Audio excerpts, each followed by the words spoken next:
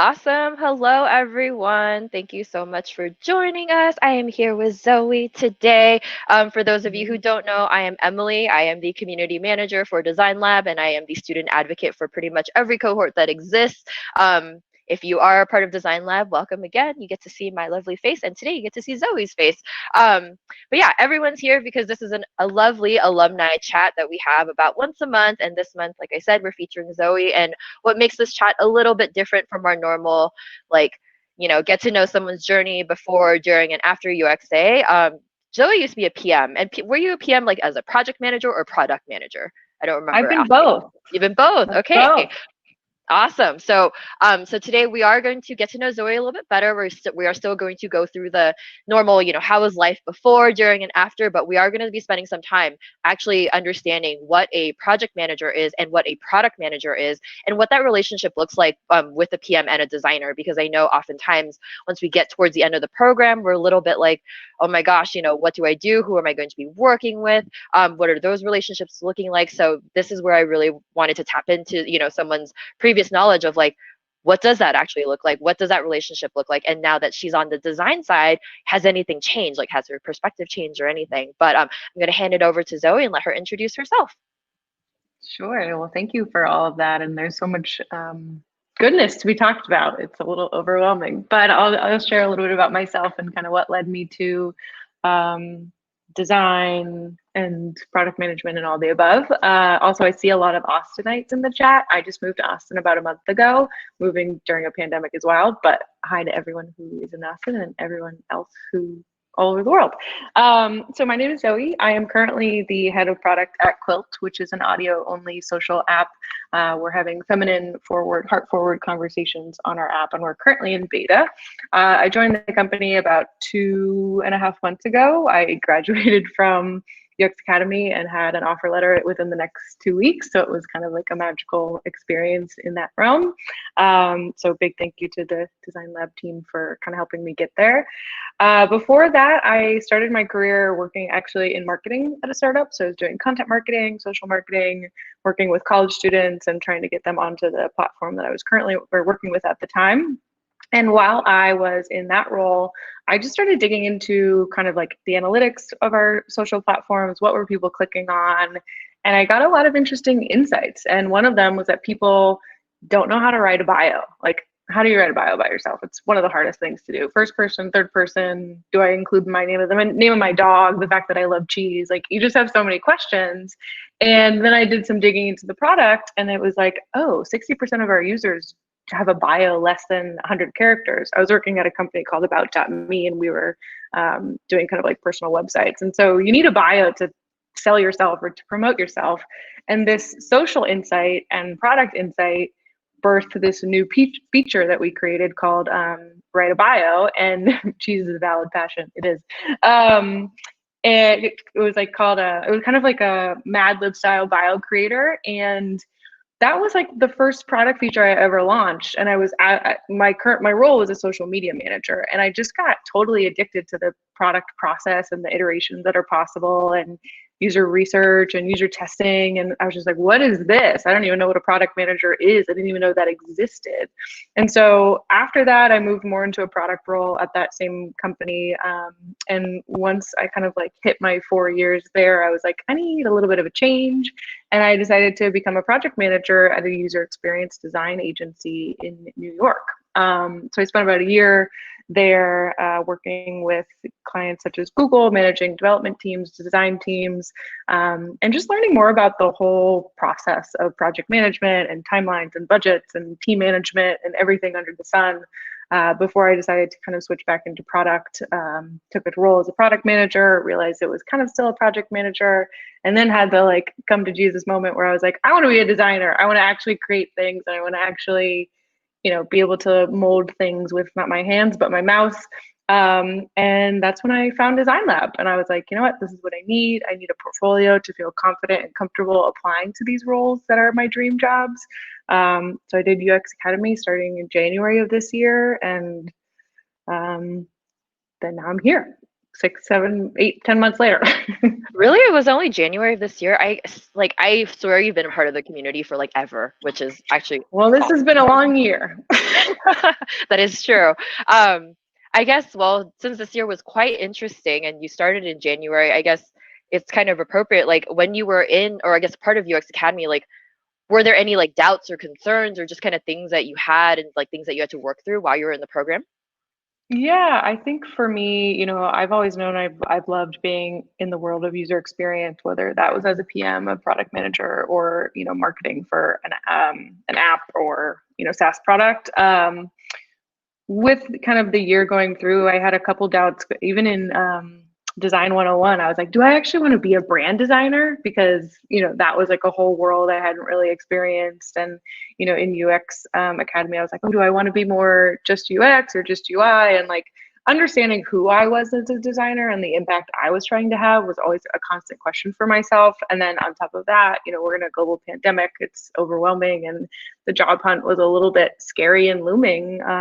And I didn't know what was going to happen. I didn't know if I was going to be living with my parents for the next year on the job hunt. And I know, a lot of people are still going through that, and it's tough. So for me, it was understanding that all of those are valid concerns, fears, questions in my mind, but I kind of had to keep going with the desire and the overall goal of wanting to create and build like simple solutions that help people as a broad, overarching goal of mine, and finding new and interesting ways to do that, and telling people that's what I wanted to do. So I think one of the pieces for me that came out of being able to find a job post UX Academy and in today's climate was really networking, but not in the like gross sense, like doing it in a way that was authentic and true to me, and telling people what I was doing from a career perspective and also what I wanted to do in the future, so that when the time came, like the right job just like landed in my lap. So it was like those concerns are definitely going to pop up for everyone, but for me it was just like, yes, those are there. I have to be honest with them. I have to be honest with people about them and see what happens.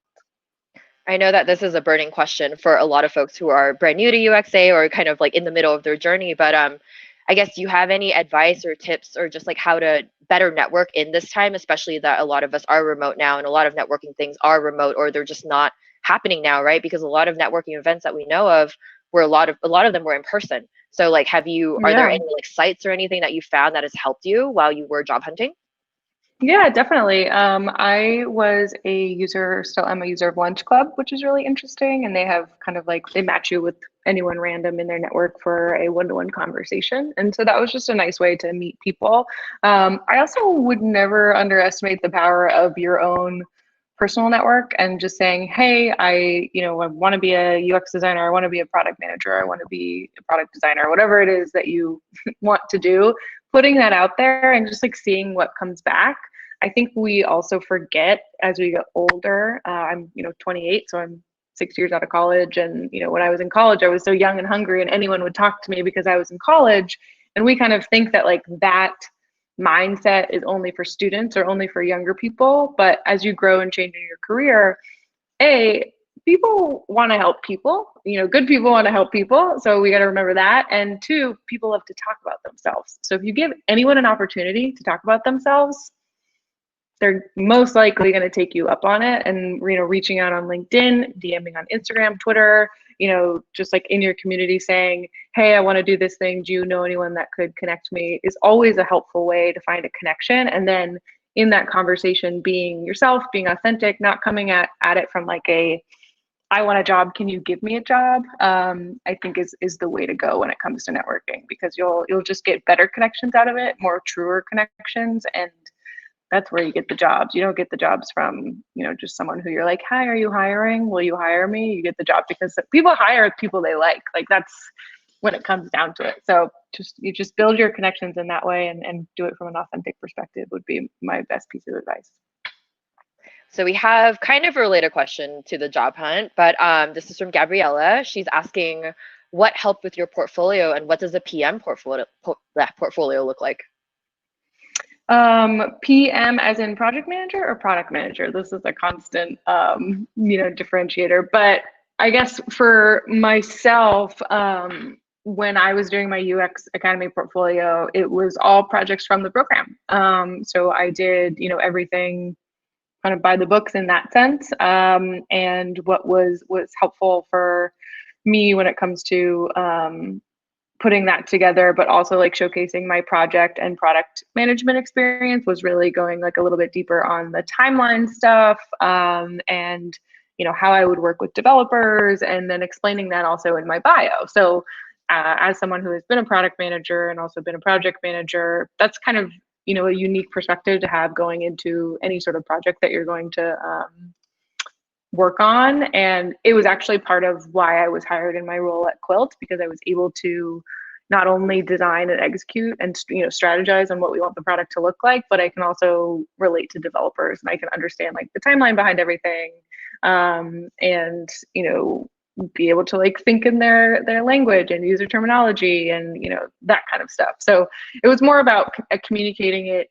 verbally, not necessarily my portfolio, but I do recall like showing my timelines and my product requirements documents in my portfolio, where maybe some designers would shy away from that because it's not as pretty, but for me, I love spreadsheets, so it was like a way to showcase that for myself. So I guess going back a few steps, Michelle's asking, what's the difference between a project manager and a product manager?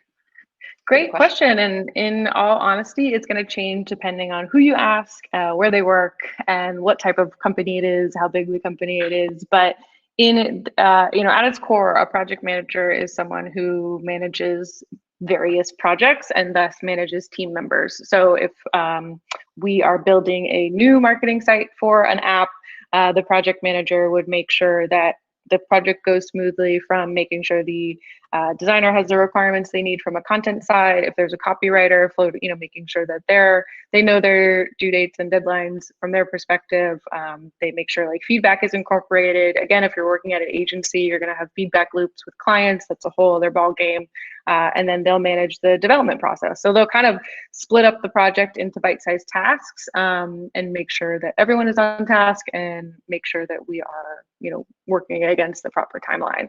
A product manager can also typically do those things. It's usually not the best part of a product manager's job. A lot of product managers don't want to project manage, so you will run into that, and see that from a lot of different perspectives. But a product manager's job is really about like product strategy. Why are we building what we're going to build? A product manager is also said a lot to be the CEO of the product. So if they're making decisions from a business perspective, from a user perspective, and also a technological perspective. So it's that beautiful Venn diagram of those three things. A product manager sits right in the middle. Some product managers definitely lean more technical. Some product managers definitely lean more design. That's kind of where I sit. I don't have a tech background, but I can, speak the language to an extent. And then some will also sit more like business development. Sometimes it's salesy, but it also can just be like the user's perspective. So that's kind of like the difference. The project manager is a little bit more in the weeds, in the detail, and in team management, making sure everyone has everything they need to get things done. And the product manager is like seeing things from a higher level a little bit and prioritizing as such. Do you think you got to practice any of those skills while you were in UXA? Because part of me is like kind of thinking about like phase 2 and when you work on the capstones and how that's kind of structured. Like, are there any kind of comparisons there? 100%. I think that's where I really was able to sort of flex some of the muscles that I had been using in my career for the 4 or 5 years prior. And when you get into phase 2, especially when you're on the full-time track, you've got to create an entire thing, an entire feature, product, website, whatever it might be that you're doing for each project within the span of 2 weeks. And if you don't project manage yourself and also prioritize what you're going to design, aka what you're going to build, you're setting yourself up for failure. So I made like spreadsheets of, kind of like what was going to happen each day, each week. I had a checkbox in Google Spreadsheets to like make that happen. I was managing myself, so I didn't really have to like coordinate as a project manager would, between all the team members, because I was the only team member. But definitely product management as well, because I put together a list of requirements, like what do I need to build and design against, like I did the Spotify project for Capstone 2, I believe. And so I could do a lot of things. Like you can do anything you want, but what will have the biggest impact for the user and also for the business is kind of like the lens you put on when you're in the product manager seat. So there's a related question also from Michelle. How does a product manager get the business side of things if coming from a UX or UI design background? Ooh, this is an interesting question. So I feel like this again will depend on what kind of company you land at, and what the realm is. But usually a product manager will have a pretty like good understanding and relationship of the CEO, the founders, or like if you have a chief product officer, like anyone who like ladders all the way up to the top, an understanding of like where we want the business to go, like what is the purpose of the product, how is it going to make money if it's going to make money, and the job of the product manager is to balance that, like the business side of things and understanding all of that with the user experience and then also the tech. So I think if you to understand it, you really just have to be curious, ask the questions, and make sure how will the product impact the business. Is the product the business? All of that kind of things is really just about asking the right questions to the right people and stakeholders. Within the first couple of months of whatever role that is. Do you have any advice for, I guess, newer UX designers who are, starting out in a new job and everything, and they're getting to know the product, they're getting to know the business, but they're just not sure how to navigate around like, hey, we want you to design this thing, but we know, right? Like you said, like we have to ask questions. Like, do you have any tips or advice on like how new UX designers can kind of navigate that world and when they're on the new job? So within the company? Yeah.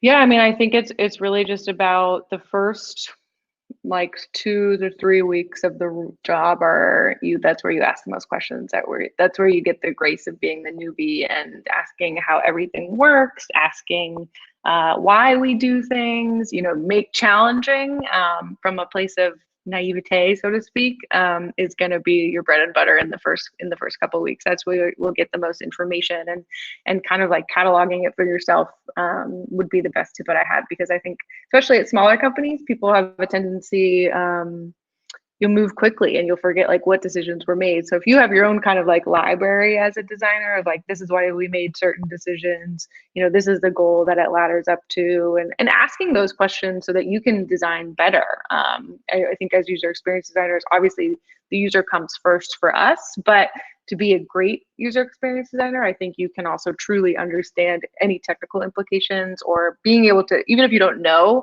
just knowing that it's got to hook up to something. When you design something, it's got to be built somehow. So knowing to ask those questions from the beginning, as well as from the business side of things, to understand like what's the impact of what I'm designing, and how do I get there best? Because if you're seeing it from that lens, as well as like honing in on the user's perspective and really championing that way, you'll be super, super valuable. And a lot of people want to work with you. A lot of people like see that value, and you'll have a better portfolio because of it, because you can say, we made this change to the user profile and we saw an increase of 47% of X, Y, and Z, because you were planning for that. And that was like the goal of the project, and that's what you achieved. So it's kind of like working backwards to go forwards. Switching gears a little bit, so we have a question from Jeremy. Is remote design challenging? It seems like more of an in-person thing for stuff like user testing, brainstorming, sketching, all of that fun stuff. What do you think? Yeah, I mean, I think I'm not the best person to ask this question, because the first 3.5 years of my job were remote. So I got very used to doing everything remote, doing user testing remote, doing sprints remote, sprint planning. When we did retrospectives, we did everything remote. So I think it can be done. It's getting done by a lot more companies now, obviously because of the pandemic. I think it's challenging if you make it challenging and if you don't have a plan around it. So that's sort of, I'm sure we all can attest, like the pandemic has made us be a lot smarter in how we work, and we have to project manage ourselves. We have to project manage our lives, when we cook dinner, when we do laundry, when we go to the grocery store. Like, you have to think through all these things a bit more, and that's a skill we need to develop personally, but then also professionally, especially as designers. It'll help you move faster. So if you're able to do that remotely, I think it can be a great skill to have. I think with especially since when I started, like when I transitioned careers back in 2017, like the availability of tools it's just way more now than there was like back then. Because when Like Maze was Oh my never a gosh. thing, remote testing, all of that. Like all of those were either in beta or they were just weren't like they just were non-existent. So I think at that time 100%. being like in person made a lot more sense. But like you said, like now like there are so many more resources and tools out there that allow for remote testing, even if we're not in a pandemic. Like I just feel like they all kind of came out in the beginning of the year or like late last year, and like they just kind of knew. So yeah, I think like Totally. And I mean, I you even think about Figma versus Sketch and like the big capabilities one, that Figma big one. has. It's huge. The prototyping, even like the coding aspect, it's just so much easier to create and share and do it autonomously, whether it's with your team or whether it's with the user. And I think also, I remember I was running a project at the UX design agency that I worked, and we were doing interviews with doctors. And doctors are hard to get a hold of, so it's like a very niche group of people. But it took weeks to get these people scheduled and like coordinated and get the questions approved by the client and this, that, or the other.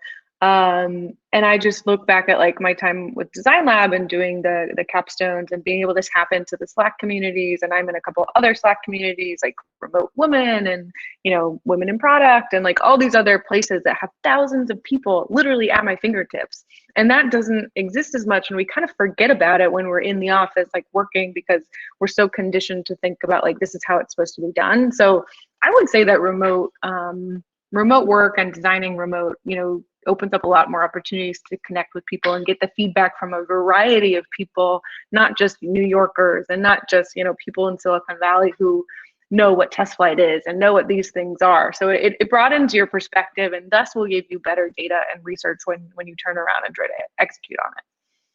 Yeah, I totally agree. I feel like being remote kind of forces you to be a little bit more resourceful because those people that you would normally just go up to their desk and say, "Hey, can I ask you a question?" Like they're not so readily available anymore. So it kind of forces Yeah. you to, have that mindset or kind of like improve that mindset, I guess. Like, and I know that's something that I had to learn, along the way. Like, be resourceful, do your research before you even ask questions. And I think like as long as you put in that work, that person that you ask is going to be way more willing to help you and way more willing to work with you if you come prepared, right? Like I kind of True. feel like that's how it's been. All right, so Denise is asking, is there anything you did well in UXA besides networking that really helped you solidify your skills and confidence as a designer? This is a really great question. During my time at UXA, I also had maybe like 1, 2 freelance clients maximum that I was working with. And I saw that there was another question about my working in marketing and if I did any creative experience prior to Designlab. So as a like marketing person, I did work in Canva and I played around with Sketch and like I was familiar with the tools. But I was always curious about design. So then while I was in UX Academy, being able to actually flex my skills and, work with clients and see what they wanted to build from a website perspective, even if it was just building something in Squarespace, it really kind of got me some additional feedback that helped build my confidence in a way that, maybe just working with a mentor or getting feedback in the critiques, didn't quite do. I think those two help a lot. But when you kind of get yourself out of that bubble and you talk to someone who's like, oh my gosh, I love this design, or I love these colors, or I love this experience, it really boosts your confidence in that way. And they were minor engagements. I'm not talking like thousands of dollars worth of freelance work or like 80 hours or anything like that. It was just a little bit here and there. And some of it was paid, some of it was not paid, but just being able to work on those little side projects gave me, another excuse to flex my skills, another excuse to practice what I was learning. And that I think is really, really useful. So if you're, whether you're on full-time or part-time, just kind of like incorporating some fun, but also like professional / businessy side projects or hustles with clients can be really, really helpful in not only building up your skills, but also with that confidence, which I know was, part of the question. I think this segues nicely into Jonathan's question about, he's saying, I've heard that companies don't place as much value in portfolio projects that are contrived as opposed to real world. Did you experience this? I know you managed to get hired really closely after graduation, but wasn't for sure if this was something you experienced. Sure. Yeah, this is a great question. I never bumped into any,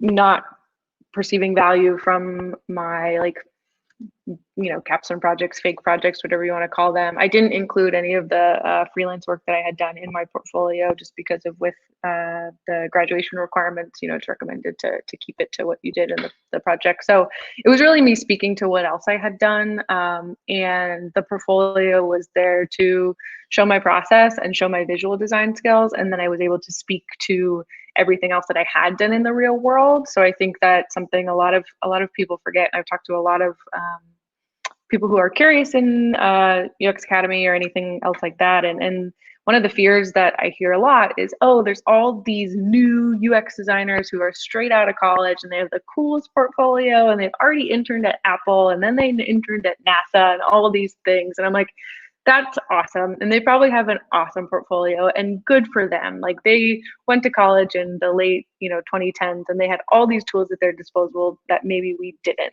But what these students, recent grads, I'm not knocking any recent grads, but any like true recent college grads, what they don't have is like real world experience. And so there's a lot of people who transition into UX from customer support, or maybe you were a developer before.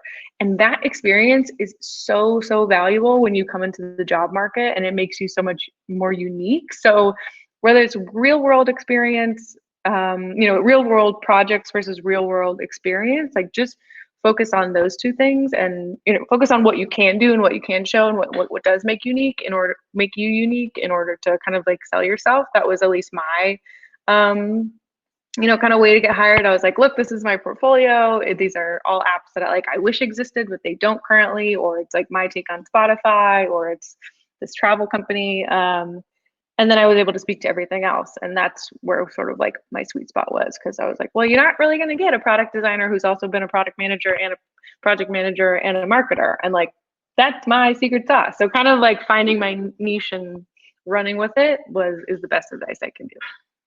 I 100%. And I love that you kind of brought in the whole, transitioning from different careers and how your skills from those careers actually could translate very well. Like I came from customer support, I came from retail. So a lot of mine, they are soft skills. It's a lot of me having to actually work with people and understand, what their frustrations are and stuff. So like, I've always had that in-person experience, but now I had to prove it and say like, hey, I've had this experience, but not in a design world, but I promise it relates. So I guess, Yeti, I feel like this kind of answers your question, but Zoe, like anything else, like what other soft skills do you think are best to develop? Because I feel like every time I'm on these chats, I always like kind of advocate for when you're in an interview, only half of it is about checking the boxes that you know how to use a design program, that you have a portfolio, but the other half is really your passion and how you can actually do the work and what do you bring to the table of like you as a person rather than the things that you've done.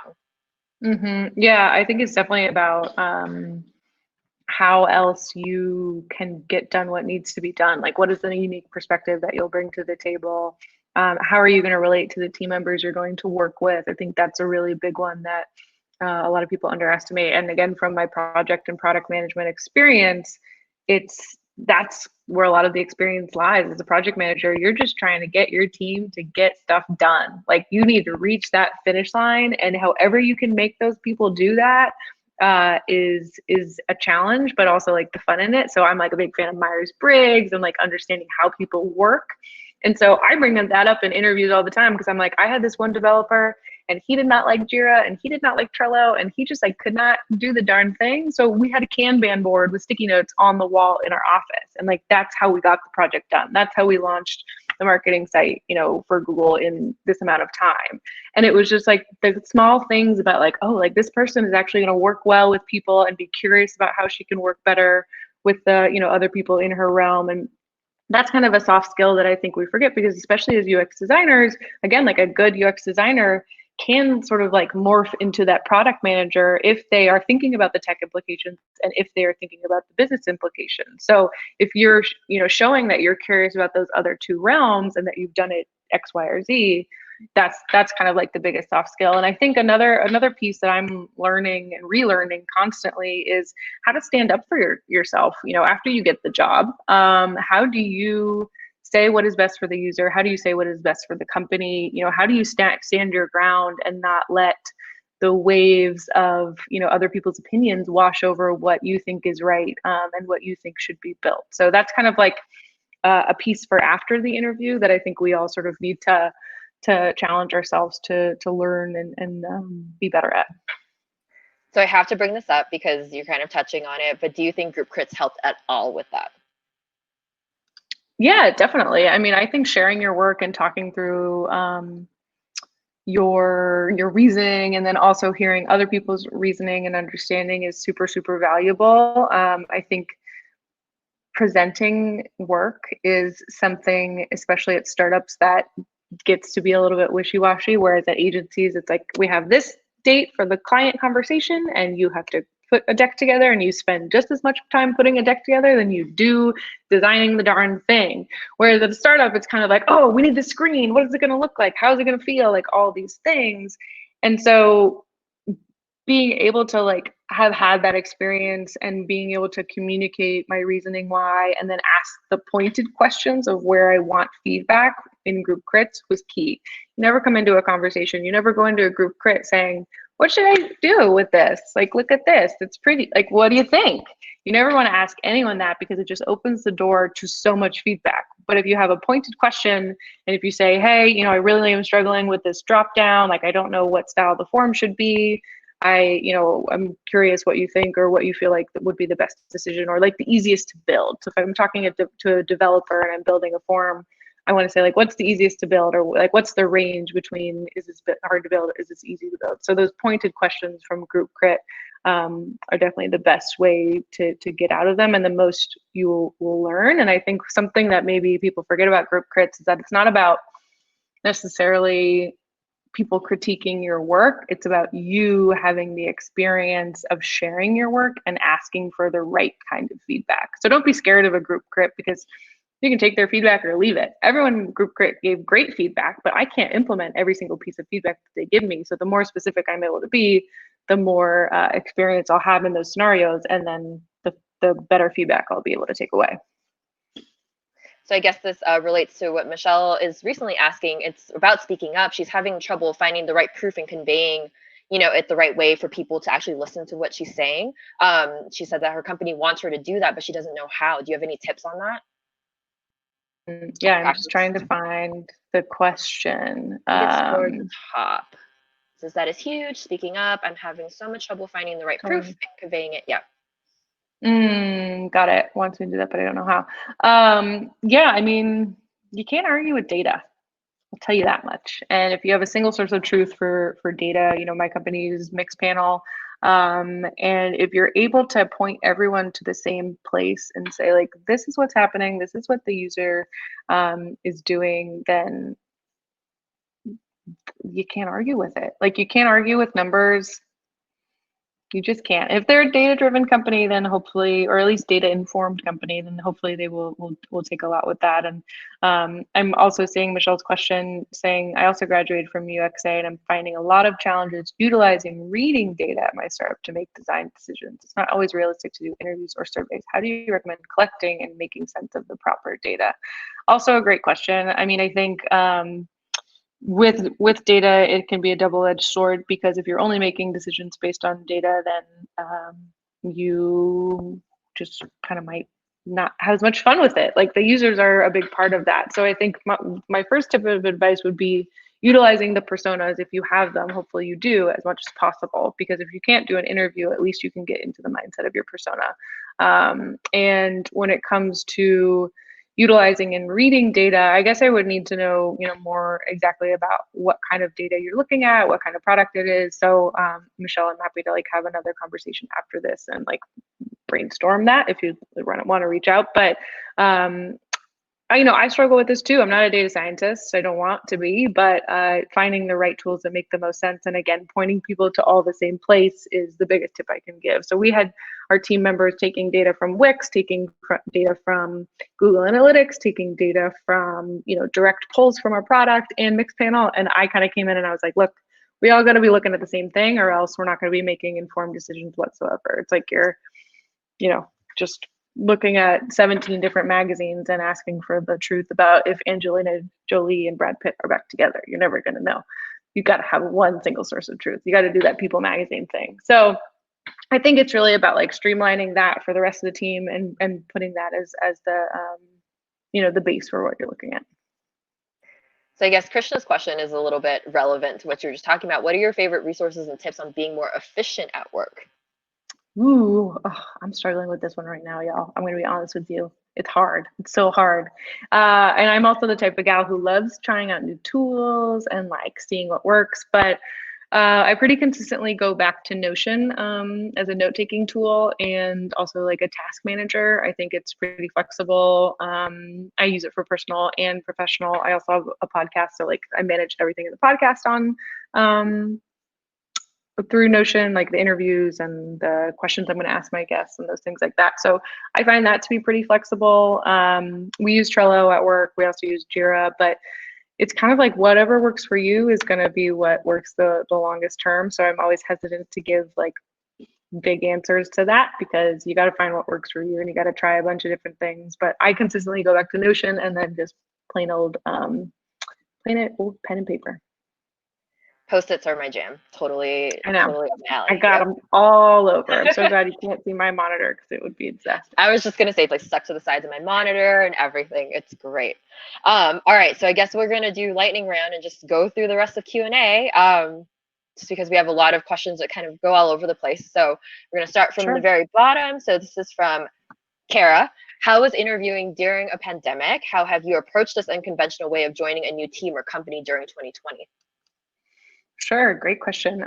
Interviewing for me during a pandemic was not that stressful. Like I said, I worked for a company remote for the first 3.5 years of my career, so I love a good Zoom call. Now I'm getting a little tired of them, but I love a good Zoom call.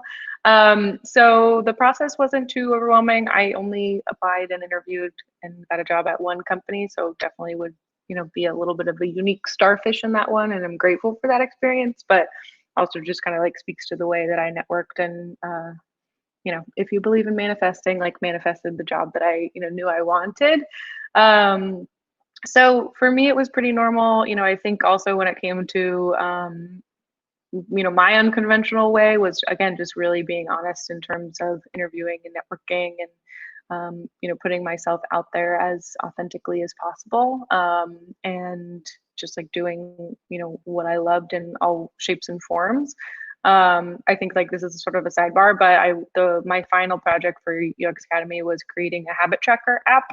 And I think a lot of people have actually done this, but I personally I'm super interested in habits and productivity, and I've read Atomic Habits and all these books all the time. So I had like such an investment to that project, and that really like came through when I was interviewing and like talking about my work. So the more passion you can put into your work, the more authenticity you can put into your work, the better chance I think you'll have a chance at finding success. And when it comes to joining a new team and company, yeah, that's been a challenge. Like the company I'm at now, they used to be in the office in LA, and since then, everyone's remote. Some people have moved out of LA, whatnot. They hired another, myself who's in Austin, another person in New York. So we're definitely feeling through the growing pains and trying to understand how to get close as a team. We've implemented no meeting Wednesdays, which has been really helpful. And we're trying to do some sort of like team bonding things and not just have like the meetings where we're like decisions. So I think, again, going back to the tip for when you first join a company, like ask all the questions, have all the meetings with all the people, ask them for coffee before your schedule gets wild and you're sick of Zoom. So really just like put yourself in that new kid shoes and go with it. Yeah, for sure. I actually got laid off at the beginning of the pandemic. So I kind of had to go through the job hunt as well. So I kind of had to like dig up all those skills and like, all right, how do I reprove myself again? And, but also with the fear of I have experience, but it almost doesn't matter because if companies aren't hiring, they're not hiring, So like you said, like it's just putting yourself out there, like letting your network know, like, hey, I'm here. Like, don't be afraid to like ask questions. Don't be afraid to just be yourself. Like I really think that truly helps for sure. Exactly. And like the power of brainstorming with people, like I definitely just like I in one of the Slack groups I was in, someone else was actually interviewing for a role and she was doing kind of precursor user interviews about the hiring process. And I was like, oh, I'm interviewing, so I'm happy to chat with you.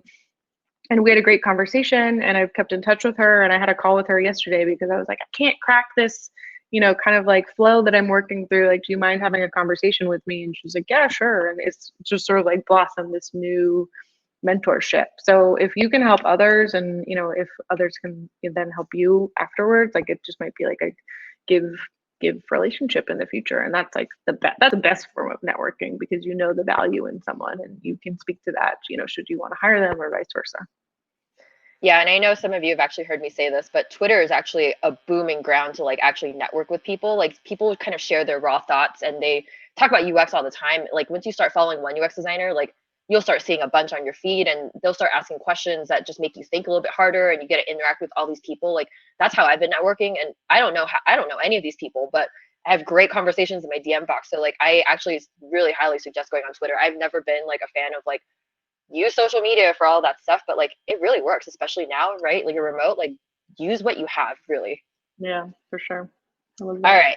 So from Haley, how do you go about obtaining participants for research and usability testing within the company you work for now? Are you doing this solely on your own, or is there a platform that you use?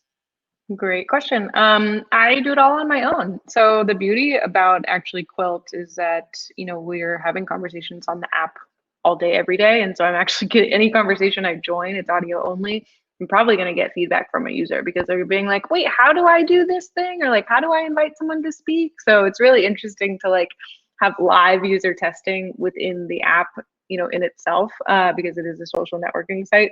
So we have that. And then I am reaching out to people on a regular basis to schedule user interviews to kind of like further shape our personas. In the past, I have done, I have used usertesting.com, and there was one other one that I'm blanking on the name of, but there's plenty of sites out there. They're definitely useful. I think you also just like don't underestimate the power of a good Slack network, whether it's Designlabs or, again, these other communities. There's tons of communities specifically for UX designers. There's, tons of communities for women who work remotely, that kind of stuff. So I think that can also be a great resource if you don't have the budget to find usability testers or anyone to research. For sure. All right, so next one is, hi Zoe, myself as an aspiring UX UI designer wanted your insight on how to proceed with portfolio. Should my portfolio be more of something that I feel is important or impactful, or should it be according to the requirement of today's market? That's important to them. That's a good one. That is a good question. I mean, for me personally, I really do think that if, my portfolio was strong because I was building something that I was passionate about and that I would love to see built in the future. And I can sort of like speak to that and know the ins and outs of it. And, for better or for worse, I was, definitely one of the users in the end. And so I think that made my portfolio impactful and successful, and supported me in the job hunt. I will say, if you are looking to get a job at Spotify or at Salesforce or something, and like redesigning their app has been done over and over and over again. So I think finding a unique way to show the value of what you would bring to the app and how you're like thinking uniquely doesn't have to be like within the confines of whatever industry they're in. So I think it really, your process is the biggest piece of your portfolio, and understanding that succinctly. And then also, that you're passionate about the work. So if you're passionate about music and, finding great solutions for people to find new music, the way that you do that could also be portrayed in, how people find food at a grocery store. Like, how can you like slim it down, make it, easy for people to digest, but still relate it back to the end goal? I think that could be really interesting. And I think it'll help you stand out. Like, I think if I wanted to, go and again apply for Spotify or something, they've seen 1,000 and millions of portfolios that have probably done that. So, and I would think the same goes for like a small startup that's launching an insurance app, or whatever it might be. Like, just show how you think the value you're going to add, and if you do that in a succinct and beautiful way, then I think that's the best way to get an interview, maybe a job. And I think the other thing that's important to remember is, be realistic about the type of role that you're going for. Like if you're going to be a generalist, that's totally fine, but make sure your portfolio shows a healthy balance of doing the UX work and the UI work. But if you know that you're going to be a UX designer versus a UI designer, make sure your portfolio is actually highlighting those skills, so that way you are showing that value, that you can bring to the table. Would you agree?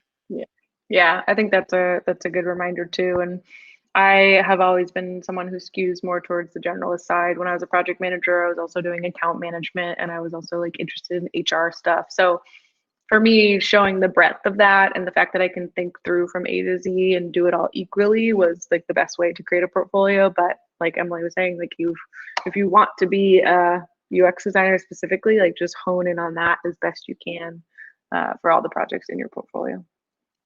This is an interesting question from Yeti. What are some red flags we should look for when talking to a company? If they only want you to interview with like 1 or 2 people and they won't let you talk to other people at the company, I think that's a red flag. I think a red flag, I think, recruiters have pros and cons. I've worked with recruiters in the past and I've had great experience at companies, and I've worked with recruiters that have led me to another version of hell in the shortest words. So just be careful, if you are pulled in by a recruiter, make sure you're doing your due diligence and talking to, other people kind of around them, because they are going to paint the prettiest picture possible. So that's not necessarily a red flag, just, something to be aware of. I think what else? I think asking about a company's process is pretty key, because once you're into it, you're going to have to be in that process and, adhering to that process or creating your own. So if they're not sharing what their process is, what tools they use, that kind of stuff, I think that would also be a red flag for me. I think also a question that I always ask are, what are their expectations of me as a UX designer if I were to join their team? And if they have no idea, that just really tells me like they may not even understand why they're hiring a UX designer. And I've had positions where that's gone south, where they just kind of realize later on that you didn't really need one, so we don't really need you. So I think that's a red flag as well.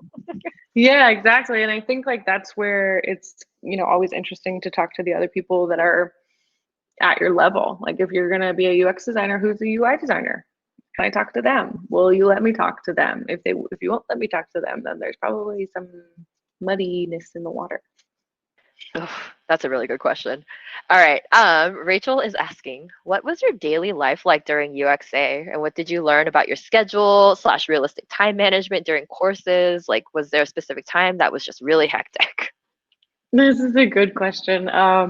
Yeah, I mean, it's also interesting to think about my experience in UX Academy, and I started on February 24th, and then obviously within the next 3 weeks, our world changed pretty drastically.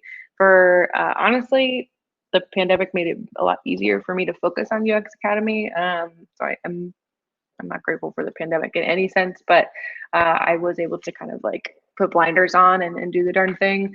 My daily life, definitely looked, I'm a morning person, so I would kind of like wake up, do all my little routines, work out, and then be on the computer by about 9, and, really try to have some deep work time from like 9 to 11, whether it was wireframing or sketching or, actually building out the UI flows or anything like that. And I would usually stack my afternoons with more interviews, because then the next morning I would do a little bit more like synthesizing of whatever the interviews were happening.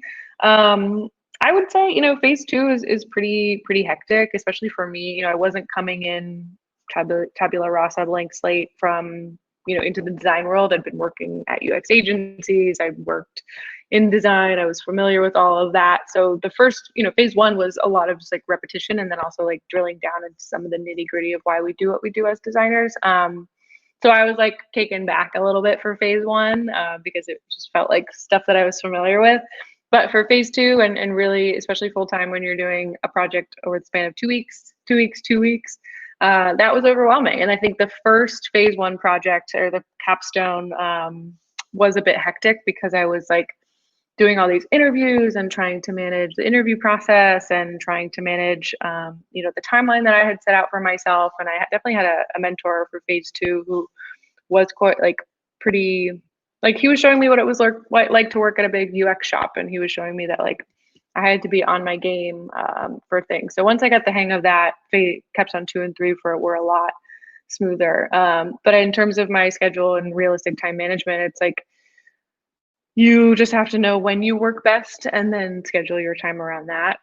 So if you're doing the part-time one and you're a morning person, maybe your Saturdays and Sundays are just going to be stacked, or you got to get up an hour earlier and spend an hour in the morning, reading the articles and the coursework that you need to. But knowing yourself, how you work, is the best way to manage your time. And for me, that was the mornings, and my afternoons were a little bit more lax, or I would have like meetings with clients or whatnot. So I didn't feel like I got too overwhelmed at any time, but I did notice like that capstone one was a little stressful. Yeah, for sure. I worked full time while I did the course part time, and I was kind of a morning person just like you. So I would do Designlab 2 hours a day in the mornings before work, so from 7 to 9 in the morning, and do work from 9 to 5, and that was it. Like I wouldn't touch Designlab at all in the Mm, evenings because I'm just not an evening worker, period. And yep. then Saturday, this is something I always stress, like remember to take breaks. Actually remind yourself to take breaks. Be real with, your actual limitations. I gave myself the entire Saturday off. That was my day to do errands, work out, like everything else that I just didn't have time for. And then Sundays were the days I just went hard. It was like 10 to 16 hours of all Designlab, and I don't recommend that to anyone who can't work for that long. But that's how I work. So like I think going back to the efficiency question, like it's really just what works for you and just like what makes sense for your schedule and just who you are as a person. Yeah, I also love the reminder to take breaks. I too was like, Saturdays are my days to like just be normal. Like just be a normal human for the day, like do your errands, have a little fun. And then Sundays I would kind of like kick it back up. So I didn't really have traditional weekends when I was, doing UX Academy, but I kind of knew that going into it. Yeah, for sure. All right. Have you ever worked at a place where the management team doesn't fully understand the purpose or value of user research and primarily views the design team as is responsible for making things pretty? How do you manage that? That's a great question. Yeah, this is a great question, and I don't necessarily know if I have experience in that sense because I worked at a UX agency and then a branding agency. So I guess maybe kind of at the branding agency more, it was like, oh, just make it look pretty, and we don't need UX designers. And sometimes we would have UX designers on the project, and they would be billable to the project, but the UI designer would just end up kind of like taking lead with that. And that's nothing's wrong with that, but it's more of like, how is the company set up? Is everyone clear on roles and responsibilities and process, and why we do the things we do? And I think at the time the company was struggling with that process piece. So in terms of managing that, I think it's really about going back to those roles and responsibility. Who does what, when, why do we do it in this way?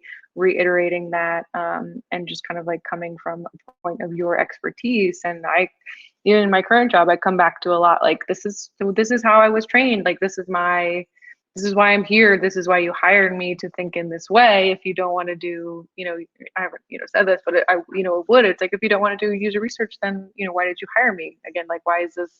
Why are we just making things pretty? You can hire someone else to do that. But there's a lot of value in UX designers, and especially at small companies, like a UX designer who can also do UI and like think creatively and make things pretty enough, is like the best way to move forward. But I can understand that pain point, and it's kind of really about making your case. So if you have to sit the management team down and say like, hey, this is the process that I would like to go with, like getting their buy-in and just like having them agree to something, not that they need to sign a contract, but that could be an interesting way to make it move smoothly from here on out.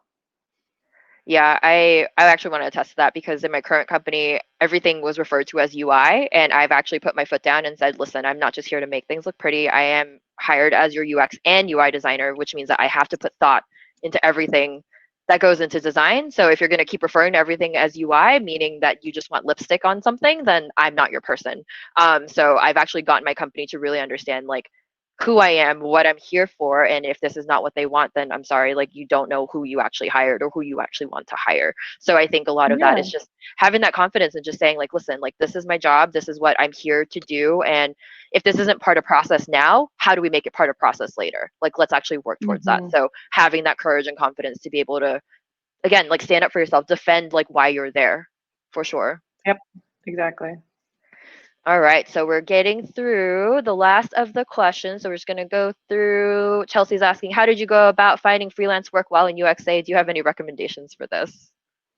Yeah, I mean, I'm coming back to my network. A lot of the work that I did, one was for a good friend who's kind of transitioning to starting her own business. And so I was like, hey, let me put together, a branding guide for you, and we'll do a Squarespace site and whatnot. So it was a friend. I redesigned my dad's a lawyer, and he like needed a new website because his old one was like very old and lawyery.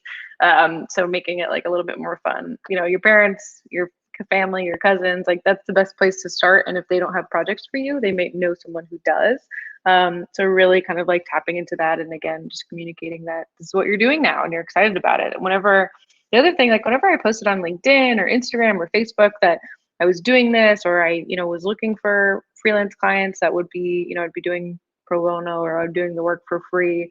So many people responded because they're like, something free. So once you do one free project and then you like get yourself in the door, you don't need to do another one. But if you do a good job and you show your value, you'll unlock doors to many other people, whoever that person knows. So I had people come out of the woodwork, like people I went to high school with that connected me to someone who they know from work who was launching a side project and they needed a new Squarespace site. So even if I didn't take the job, I just like had a conversation with them and was like, hey, this is what I do, and da da da da da. So really the power of your network, whether it's like close or far, and again, being as authentic and honest as possible with what you're doing is my best advice. I've never used Fiverr or anything like that. I'm not on any of those websites just because it's another thing to maintain, and want to keep it simple. For sure. All right, next one. Once you finish UXA, what experience level positions were you comfortable applying for? That's a good one. That is a good one.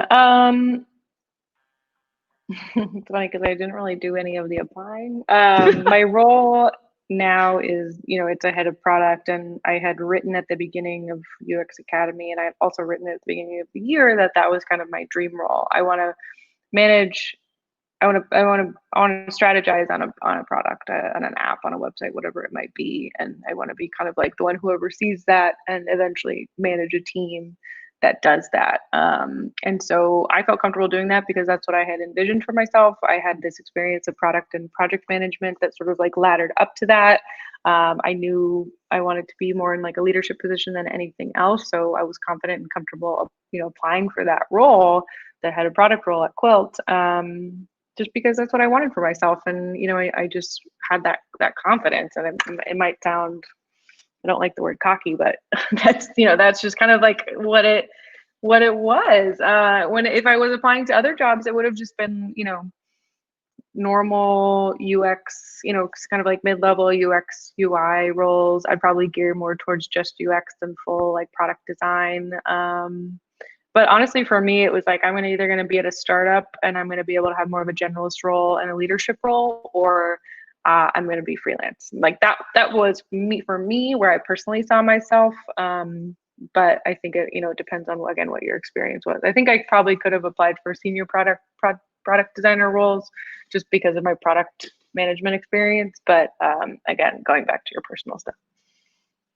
I think to kind of add on to that answer, something that my mentor told me was, even if a position is labeled as senior or whatever, it's not anything but junior, still apply for it, because the recruiters usually just put together recs based on, whatever they know, and just kind of like an outline based on what a hiring manager is giving them. So a lot of times they have to fill in the holes about like what tools you need, what skills you need. So they're kind of doing their own research, like looking at other job recs to kind of fill it in.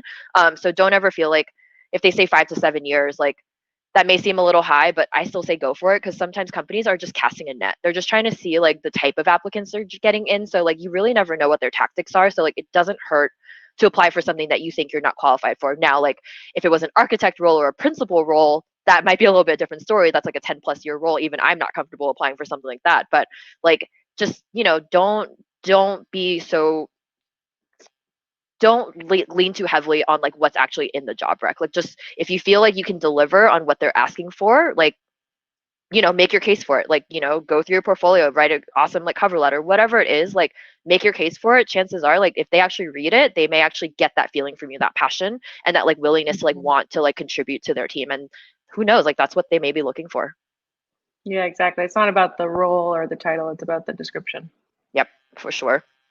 All right. When you were in phase 2, what tactics and strategies did you use during your job search, and any resources that really helped you during this time that you can share with us? I feel like I'm not the best person to answer this one, but again, my network, the Slack communities I'm in are really big for like job hunting. So I would definitely recommend that, being participatory in all of those. The Designlab one, I saw someone actually, I was not like connected to the role, but I saw it in another Slack I'm in. And so I posted in Designlab, and then someone ended up getting that job. So like, keep your tabs on that. You never know who's 6 degrees of separation beyond from you. There's tons of email lists that will send you, the latest and greatest on what's in the remote UX design job world. So, it just, all those can be super useful, and keeping tabs on that is the best way to go about it, I would say.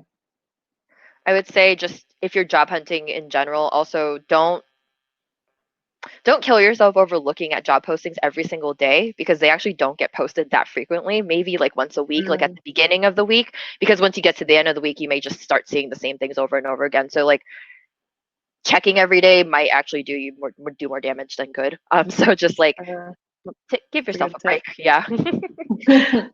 All right. So this one is interesting. So it's from Allie. So I am changing careers from baking and pastry, which is awesome. I have lots of questions about that, to UX design. Do you have any advice for transitioning careers into tech? Great question. And I think it's going to be such a cool transition for you to go from baking to pastry. Like, that's just like, there's going to be so much like weird synergy from your past experience that's going to come up in UX design. And I'm excited to see like what you create. I never had to transition into a career in tech. So it's hard for me to answer that in your shoes per se. But I will say the more you can know about the people you're working with and the roles you're going to be working with, the better. Again, the developers, the project managers, the other types of designers, the product managers, like what they do in general, but then also at the company that you land is the best way to go about it. So because you kind of have this unique transition, I'm sure that's going to be an awesome talking point in all of your interviews, but I'm sure a concern from a hiring manager could be like, oh, well, they've never worked, with a developer. So that could be a concern. So if you can showcase that you're curious about that, you can showcase what you do know about working with developers. That can be like the biggest hurdle that you might want to get over, is just by getting ahead of it and doing your research ahead of the curve. Yeah, I made the transition into tech from retail, and it was already hard enough, like trying to tell someone, hey, I worked with people in person. Like, yes, I can do a customer support job over the phone, but the fact that I didn't have the Zendesk skills, like all the, like the boxes that you need to check, like just more tools related, like you can make a case, like say like, like think about like things where, you've kind of managed or done like in your job now that actually relate as a soft skill versus like, like a tool that, that they're asking for. I don't know. Like, I feel like it all goes back to soft skills, It really does, but I do think that like I've definitely been bombed I haven't been bombed, but I don't know what the term is. Like, I've been in an interview and they'll reference a tool or a software that I have no clue what it is, and I'll just be like, yes, I'm familiar. I haven't used it at my past jobs, but I'm familiar. And so if you just make yourself a spreadsheet of like, these are all the project management tools, these are all the development tools that anyone could use, these are all the customer support tools, at least you'll sort of know what the landscape looks like. And there's definitely some ones that will bubble to the top. Like, a lot of companies use Intercom or like Zendesk for customer support, and for development you're using Jira or GitHub. And these are all like words that like don't even make any sense to anyone, especially who might be coming from a totally different industry. But if you can sort of just like speak the language, it'll definitely give you a leg up, not only just like with the interviewer, but your self-confidence. If someone is saying like gibberish to you in an interview, you're going to get nervous. You'll be like, okay, how do I navigate this? But if you can say like, oh yeah, I'm familiar with Jira, if you have done like a free trial or something like that, it's going to make you feel all the better in the interview. And then also just make the interviewer like notice that you're confident about a tool, which is really all they need. They just need you to be like, oh yeah. I love that you said that, because that's actually something my mentor told me too. He's like, if they ask you this, like you ask you to use this tool, you're going to say yes. And then if they hire you, you're going to take the 2 weeks and learn it. And I'm like, all right, cool. So yeah, exactly. Yeah.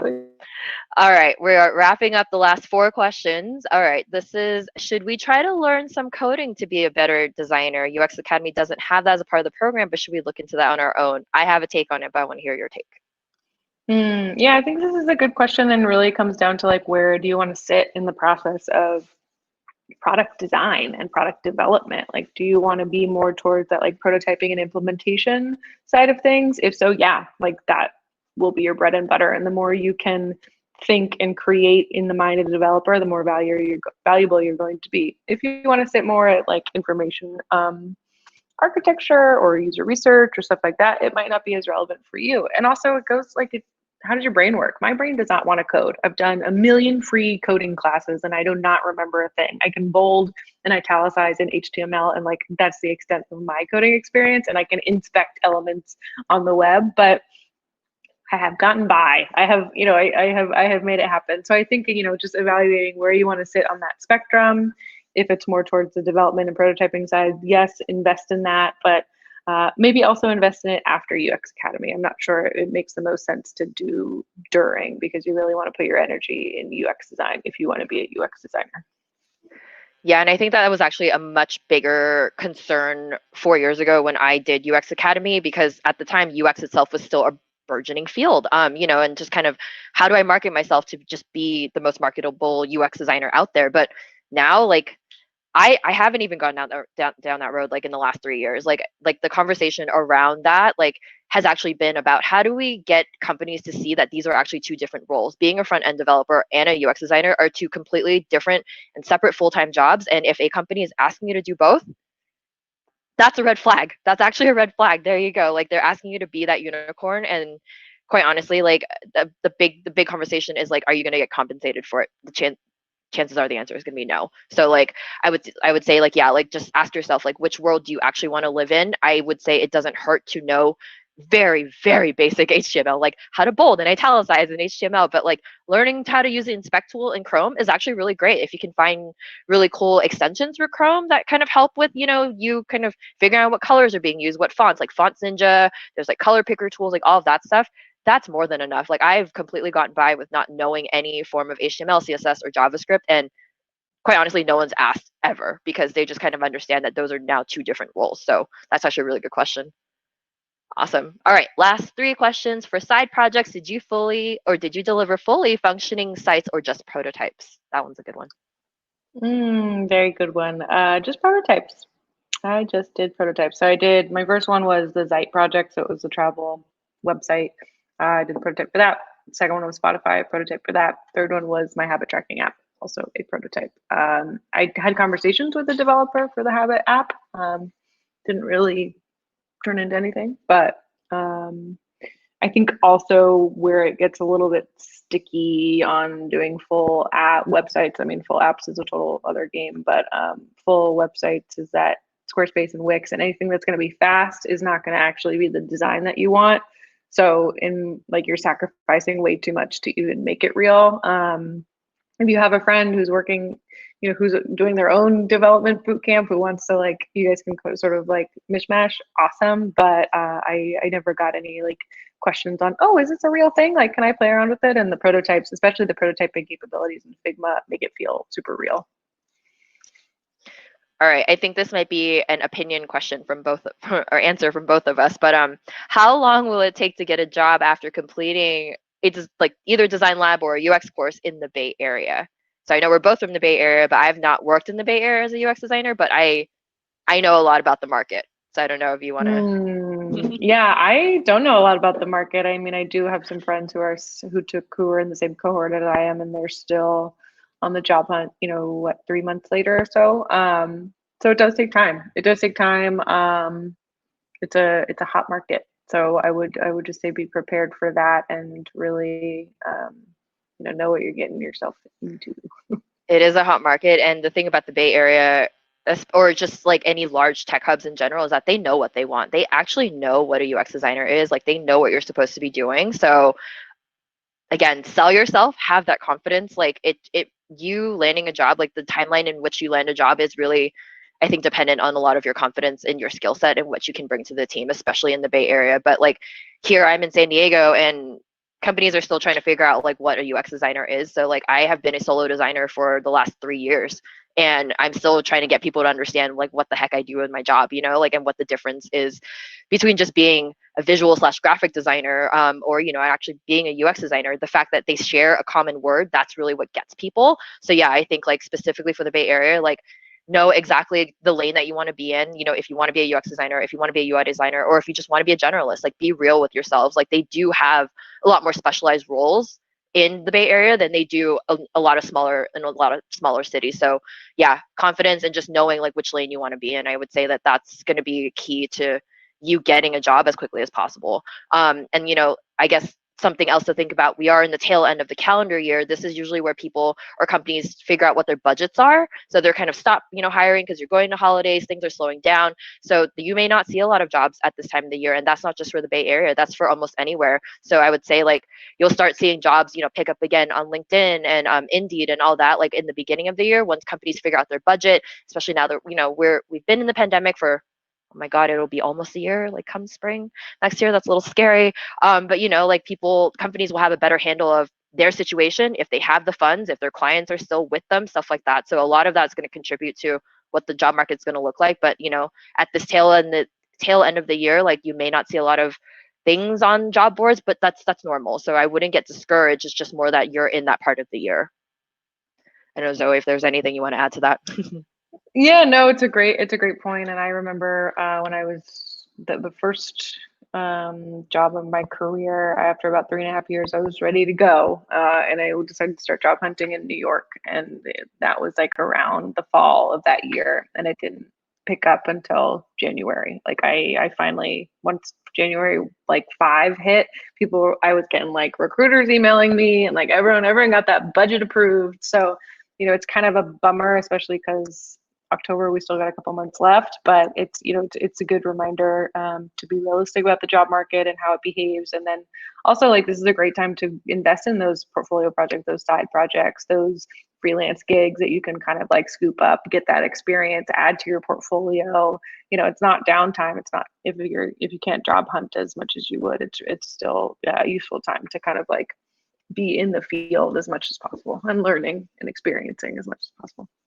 Yeah, and one last thing I'll add is do your research on the job recs that are out there, even if they're expired, like study them. Study the language that's being put into these job recs, like study what they're asking for and see how you can kind of like put it into your resume, make it seem as if like your resume is answering what their job rec is asking for. So like that's what I did when I was a student. Like whatever market that you're looking to get into, or maybe you're open to like moving to, study what their job recs or like what they're asking for and what they look like. I would say that that was a huge thing when I did my job hunt. Yeah, and just the best time is, to connect with people, reach out on LinkedIn, like reach out everywhere and just have those coffee conversations. Or like propose a walk and talk. Everyone's kind of sick of Zoom at this point. So like say that you're going to do a little audio conversation on the phone and, just get to know someone and see how you can help them or like maybe how they can help you. So that's a great time to do that. Now you should be doing that throughout UX Academy. Your job hunt does not start the day that you graduate. It starts the day that you decide you want to be a designer. Yep, for sure. All right, cool. So we are wrapping up. Any kind of last minute words, advice that you have for either folks who are in UXA now or thinking about becoming UX designer and have no idea which way they want to go, what design program they want to do? Yeah, I mean, I think for me, it comes back to like what exactly you want to do and how you want to do it, and the people you want to surround yourself with. And if you're deciding on UX Academy, for me, I just felt that like the Designlab team really cares about the students and that they're invested in like their success, whether it's a mentor, whether it's Emily, whether it's the admissions team. Like that was the kicker for me. And when it comes down to like being in UX Academy, like you just got to get through it. You just got to do the darn thing, and it's going to be over before you know it. So make the most of it, especially if you're doing it full time and you're unemployed. Like that was my situation, and I think about that time now, and I'm like, oh, it was so relaxing, and I was stressed at the time. So just embrace it for what you're in, and know that this too shall pass, for better for worse. So I think just giving a little like nugget of courage to everyone out there, and trust yourself, have confidence. Like if you're entering a new world, it's going to be scary regardless of the experience you have or don't have. You're always going to have imposter syndrome. Don't be ashamed of that, and just go with the flow. And I'm always happy to chat with anyone. Email me, reach out on LinkedIn. I'm like seeing all these comments, but I'm only talking to Emily. So there's all these people behind the other screens. But I'm happy to support anyone in their journey, and maybe there's even synergies to connect, because I would love to hire another designer on my team in the future world. So, and also check out Quilt. If you're a woman who wants to have feminine forward conversations, like check out what we're building. I'd love feedback. We can do like a group crit on my app.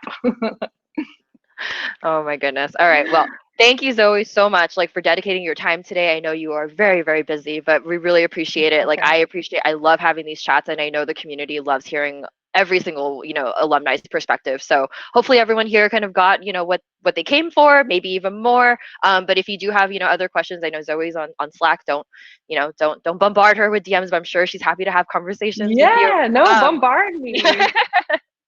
Yeah, but yeah, she's there. She's kind of like me. We're just hiding in the background. So we are resources. Just, yeah, like what Zoe said, like, just be real with yourself. Imposter syndrome is a real thing. Like, even it doesn't matter how many years of design experience you have, you're always going to have it. And that's honestly what makes me such a stronger designer. That's what I use as my fire to keep going. So hopefully, everyone doesn't feel like, you're not good enough. Everyone is good enough to be a UX designer. You just have to have that mindset for it. So, everyone can do it for sure. Amazing. Thank you so much, everyone. The logistics, this will be up on YouTube if you want to rewatch this. I'll try to grab some links from Zoe, some of the community she talked about, her portfolio. I'll dump it in the YouTube description in the box so it's there for reference. And then we'll post this in our Slack channel just so everyone knows it's there. But yeah, thank you everyone so much for joining. Happy Wednesday. And I hope everyone stays safe. Thank you so much. Bye. Bye, Zoe. Thank you.